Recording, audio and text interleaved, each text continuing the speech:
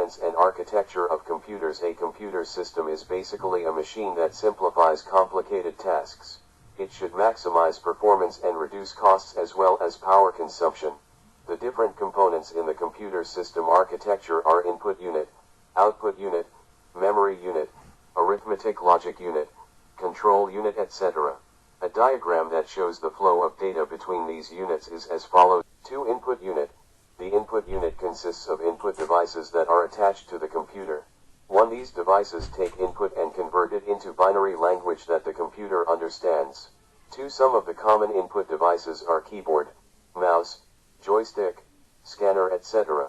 Output unit. The output unit provides the results of computer process to the user's IE. It links the computer with the external environment. 1. It converts the binary data coming from CPU to human understandable form. 2. The different output devices are monitors, printers, speakers, headphones, etc. CPU.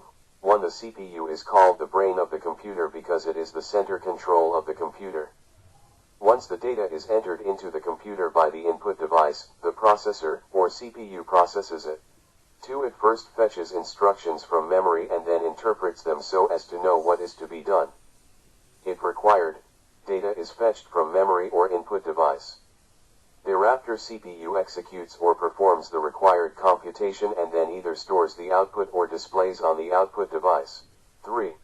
The CPU has 3 main components which are responsible for different functions: arithmetic logic unit, ALU, control unit, CU, and memory registers. 1. Arithmetic and logic unit, ALU. The ALU, as its name suggests, performs mathematical calculations and takes logical decisions. Arithmetic calculations include addition, subtraction, multiplication, and division. Logical decisions involve comparison of data items. 4. Control unit. The control unit coordinates and controls the data flow in and out of CPU and also controls all the operations of ALU, memory registers, and also input/output units.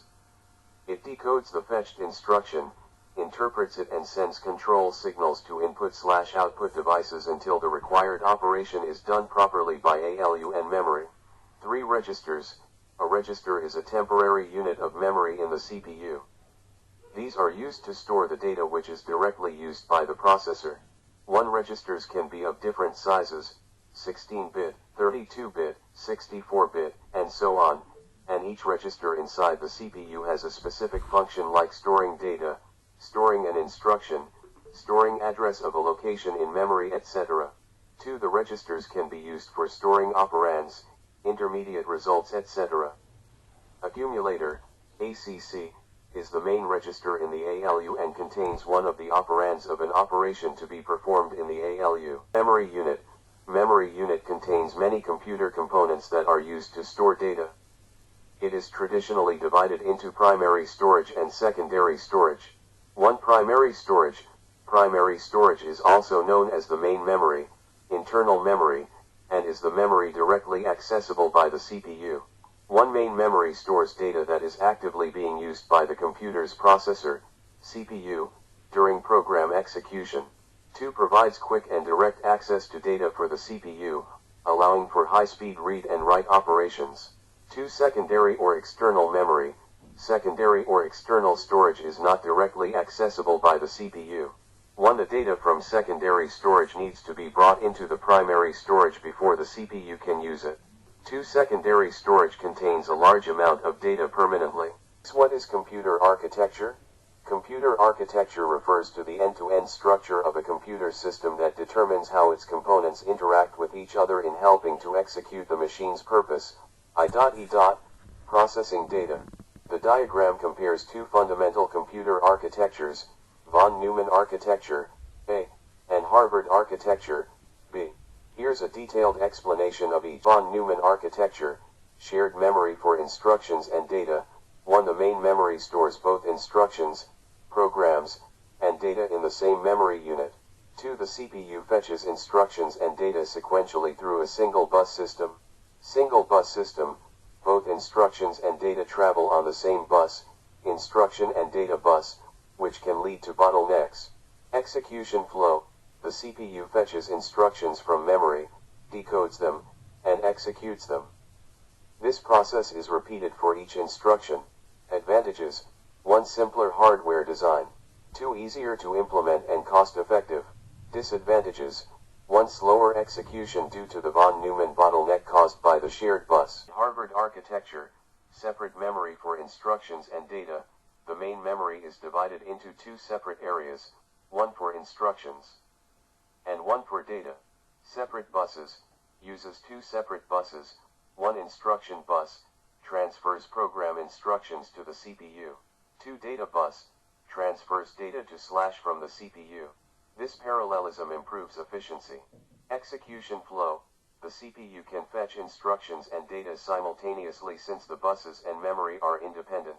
Advantages: 1. Faster performance due to simultaneous instruction and data access.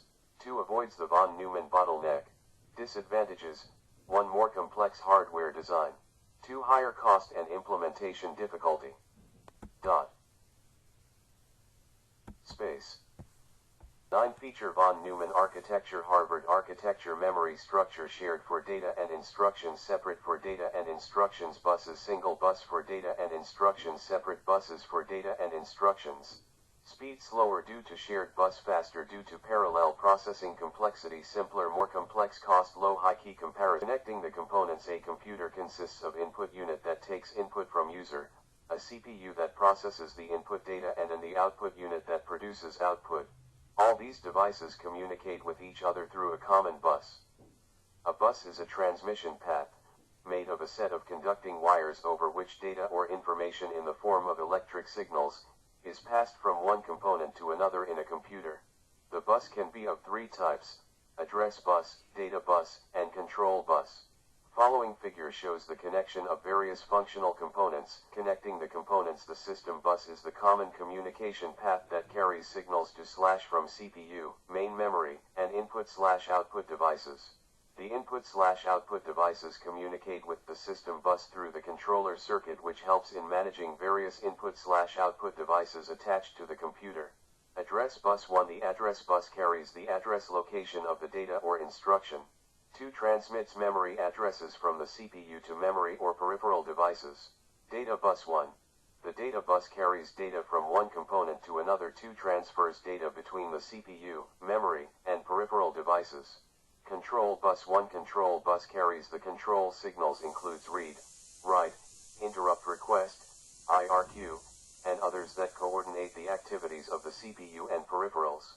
2. Manages the control signals between different components, indicating the direction and nature of data transfer.